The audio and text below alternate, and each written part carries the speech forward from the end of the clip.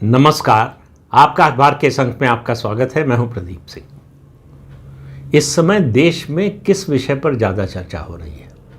रूस यूक्रेन युद्ध की तो चर्चा ही समाप्त हो गई है। अमेरिका और ईरान के युद्ध की चर्चा बीच बीच में आती रहती है, क्योंकि मामला जो है कच्चे तेल का है, हॉर्मुज स्ट्रेट के खुलने का है। उसकी वजह से पूरी दुनिया को परेशानी हो रही है, इसलिए बीच बीच में उसकी चर्चा आती रहती है।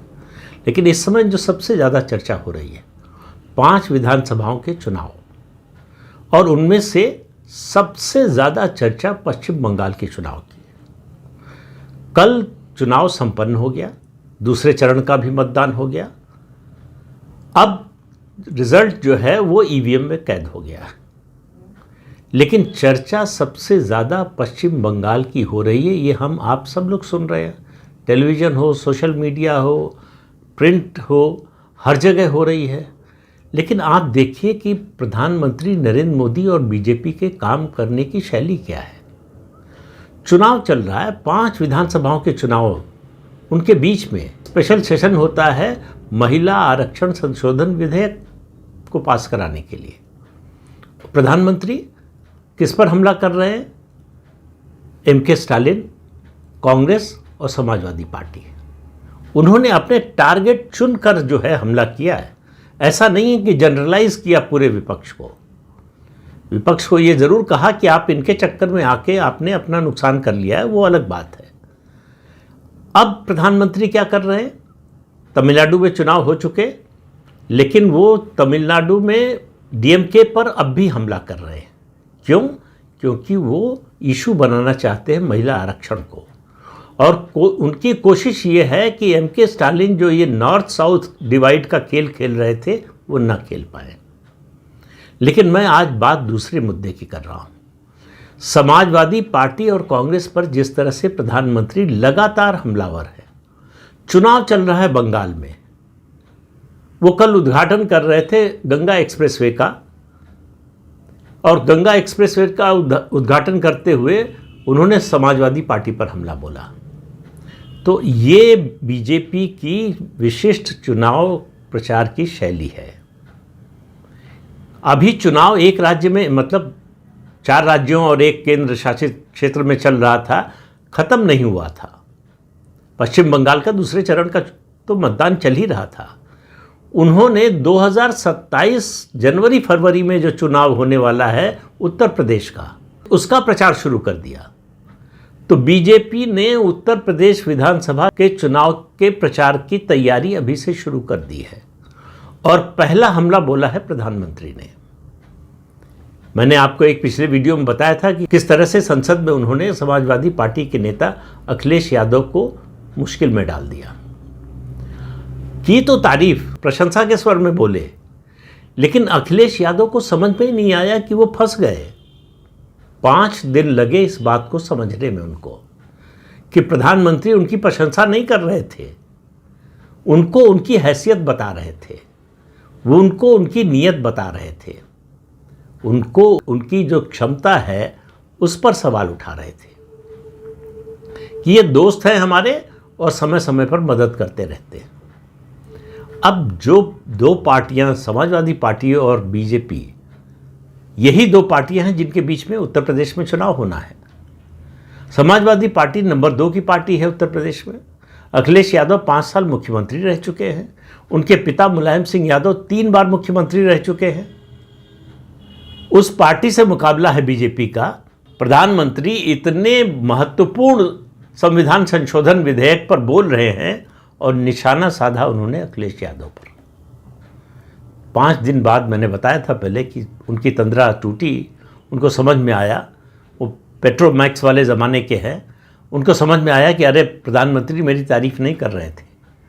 लेकिन अखिलेश यादव का, प्रधानमंत्री ने क्या कहा उसको छोड़ दीजिए, उनके कथन पर अखिलेश यादव का जो रिएक्शन था, कृतज्ञता का भाव, जैसे मालिक अपने सेवक की प्रशंसा करे और वो कृतज्ञ होकर जो है आभार जताए, उस मुद्रा में थे अखिलेश यादव। और कल गंगा एक्सप्रेसवे का उद्घाटन करते हुए उन्होंने कहा कि समाजवादी पार्टी कभी नहीं सुधर सकती, ये परिवारवाद और वंशवाद की राजनीति को कभी नहीं छोड़ सकते। इनके राज में माफिया का ही राज चलेगा। तो प्रधानमंत्री ने उत्तर प्रदेश विधानसभा चुनाव की तैयारी शुरू कर दी है। बीजेपी का काम करने का तरीका यही है। और पार्टियां होती हैं, चुनाव हो गया, जीत गए तो जश्न मनाया, हार गए तो सल करने लगे, को भवन में चले गए, किसी से मिलना नहीं, रिएक्शन नहीं देना, कोई जो है उस पर मंथन चिंतन नहीं होता। भारतीय जनता पार्टी जीत जाती है तो भी समीक्षा बैठक करती है, और हार जाती है तब तो और ज़्यादा करती है कि क्या कारण है, क्यों हारे। और एक चुनाव से निकलने से पहले वो दूसरे चुनाव की तैयारी शुरू कर देती है। तो आप आने वाले दिनों में देखेंगे, सुनेंगे, प्रधानमंत्री और भारतीय जनता पार्टी के ज़्यादातर बड़े नेता समाजवादी पार्टी और कांग्रेस पर, ये जो गठबंधन है समाजवादी पार्टी और कांग्रेस का, लोकसभा में था, उम्मीद ये है कि विधानसभा में भी रहेगा, उस पर हमला कर रहे हैं। उस पर हमला करने का मतलब है कि इस गठबंधन को कमज़ोर करने की कोशिश। वैसे तो ये गठबंधन पहले से कमज़ोर है और वो अखिलेश यादव के कारण है। 2022 के चुनाव में जो 111 सीटें मिल गई समाजवादी पार्टी को, उसमें दो लोगों की प्रमुख भूमिका थी। एक ओम प्रकाश राजभर और दूसरे जयंत चौधरी। एक पश्चिमी उत्तर प्रदेश में, एक पूर्वी उत्तर प्रदेश में। अब आप कल्पना कीजिए कि कोई पार्टी जिसको ऐसे सहयोगी मिले हों जो उसकी ताकत को बहुत बढ़ा दें, उनके साथ क्या करेगी? उनको संभाल कर रखेगी, सजो कर रखेगी। भारतीय जनता पार्टी अपने सहयोगियों के साथ ऐसा ही करती है, अपना नुकसान उठाकर उनका फायदा करने की कोशिश करती है। अखिलेश यादव ने क्या किया? चुनाव का नतीजा आया, दोनों को एक तरह से धक्का दे दिया कि बाहर निकलो, जरूरत नहीं है तुम्हारी। ये भूल गए कि ये जो 100 से ज़्यादा सीटें आई विधानसभा में, वो इनकी वजह से आई। नहीं तो 2017 में तो आप अकेले भी नहीं, कांग्रेस के साथ लड़े थे और कुल 47 सीटें जीते थे, 47, 403 में से, 403 में से। और अगर ये दो साथी ना होते, ये दो सहयोगी दल ना होते, तो 47 से 57 चली जाती, 60 चली जाती सीटों की संख्या, इससे ज़्यादा नहीं जाने वाली थी। अब इतनी बड़ी राजनीतिक पूंजी को जो गंवा दे, उसकी राजनीतिक समझ पर अगर सवाल न उठाया जाए तो फिर कैसे काम चलेगा? अब आप देखिए कि केवल उन्होंने ऐसा नहीं कि गंवा दिया इन लोगों को, वो भारतीय जनता पार्टी के साथ जुड़ गए, तो अखिलेश यादव का नुकसान दुगना हो गया। एक जो एडिशनल उनको ताकत मिली थी वो चली गई, उसका नुकसान हुआ, और वो एडिशनल ताकत, अतिरिक्त जो राजनीतिक पूंजी थी, वो चली गई उनके सबसे बड़े विरोधी के पास, भाजपा के पास। तो इससे आप अंदाज़ा लगा लीजिए कि अखिलेश यादव की राजनीतिक और चुनावी समझ क्या है। अखिलेश यादव को अगर 2027 के चुनाव में सरकार बनाने का दावा करना था, तो उनको कम से कम इन दो दलों को, इनके नेताओं को किसी भी कीमत पर अपने साथ रखना था। जो भी इनकी मांग होती उसको पूरा करना चाहिए था। लेकिन उन्होंने रिजल्ट निकलने के साथ ही अपमानित करना शुरू कर दिया, साथ रखने की तो बात ही दूर है। और 5 साल होने जा रहे हैं अब। फरवरी मार्च में जो है अगले साल 5 साल हो जाएंगे 2022 के चुनाव के बाद, और 2017 से देखें तो 10 साल हो जाएंगे। अखिलेश यादव को 12 साल मिले, वो 2012 में मुख्यमंत्री बने थे, आज हम 2026 में हैं। 14 साल उनको मिले अपनी पार्टी का जनाधार बढ़ाने के लिए। आप बताइए किस सामाजिक वर्ग को उन्होंने जोड़ा है? इन 14 सालों में भारतीय जनता पार्टी कहां से कहां पहुंच गई? भारतीय जनता पार्टी उत्तर प्रदेश के 3 लोकसभा चुनाव और 2 विधानसभा चुनावों में, 24 के लोकसभा चुनाव को छोड़ दें तो सब में बड़ी जीत हासिल की। अखिलेश यादव को सिर्फ एक चुनाव 2024 का जो लोकसभा चुनाव है उसमें फ़ायदा मिला, उसमें उनको भाजपा से बड़ी जीत मिली। तो अब मेरा सवाल ये, बहुत से लोग सवाल उठाते हैं कि भाई 37 सीट लोकसभा में तीसरे नंबर की पार्टी है। तो अगर मान लीजिए कि 2 परीक्षार्थी हैं, एक 5 में से 4 विषयों में फेल हो गया और दूसरा 5 में से 1 विषय में पास हुआ, तो किसको पास मानेंगे? तो जो इकोसिस्टम है ये एंटी बीजेपी, वो कह रहा है कि जो 1 विषय में पास हुआ है उसको पास माना जाए, जो 4 विषयों में पास हुआ है उसको फेल माना जाए। अब ये तर्क किसके गले के नीचे उतरेगा? कैसे आप इस तर्क को स्वीकार कर सकते हैं? देखिए, उत्तर प्रदेश की राजनीति कई मुद्दों से या कई नैरेटिव से चलती है, जिसमें एक जाति का नैरेटिव बहुत बड़ा है और भारतीय जनता पार्टी का ये कमज़ोर पक्ष है। तो जब आप अपने दुश्मन से लड़ते हैं तो पहली चीज़ आप ये पता करते हैं कि उसकी सबसे कमज़ोर नस क्या है, और जब उसकी कमज़ोर नस दबाकर आप सफलता हासिल कर चुके हों तब तो आपको बिल्कुल पक्का कर लेना चाहिए कि यही रणनीति है जो हमें जीत दिलाएगी। 2024 में जाति चली, राष्ट्रवाद और हिंदुत्व कम चला। नतीजा क्या हुआ? बीजेपी की सीटें आधी हो गई। समाजवादी पार्टी 5 सीट से 37 सीट पर पहुंच गई। 2024 के लोकसभा चुनाव को पूरा हुए 2 साल हो रहे हैं। इन 2 सालों में अखिलेश यादव ने किस सामाजिक समूह को अपनी पार्टी से जोड़ा? 24 में लोकसभा चुनाव में कुछ दलित वोट भी मिला था उनको, और मायावती की सक्रियता से उसके फिर लौट जाने का, और भाजपा जो कोर्स करेक्शन करती है, देखिए भाजपा का कोर्स करेक्शन का आप तरीका देखिए तो उससे समझ में आएगा कि पार्टी और संगठन कैसे चलाना चाहिए। जो स्थिति उत्तर प्रदेश में हुई थी भाजपा की लोकसभा चुनाव में, उससे वैसी ही नहीं तो उससे बुरी स्थिति महाराष्ट्र में हुई थी। और महाराष्ट्र का चुनाव कब हुआ? दिसंबर 2024 में, यानी 6 महीने बाद भाजपा ने पूरी बाजी पलट दी। यही किया हरियाणा में, यही किया दिल्ली में, और यही किया बिहार में। तो जो लोकसभा चुनाव में उसका नुकसान हुआ था उसकी न केवल भरपाई की बल्कि उससे आगे निकल गई। उसके विरोधियों ने क्या किया? चाहे आप महाराष्ट्र की बात कर लें जहां गठबंधन था उसके खिलाफ, चाहे आप हरियाणा की बात कर लें जहां कांग्रेस थी नंबर 2 की पार्टी और 2 ही पार्टियां हैं वहां, चाहे आप बिहार की बात कर लें जहां 2 गठबंधन आमने सामने थे। कांग्रेस जिस गठबंधन में थी उसका लगभग सफाया हो गया।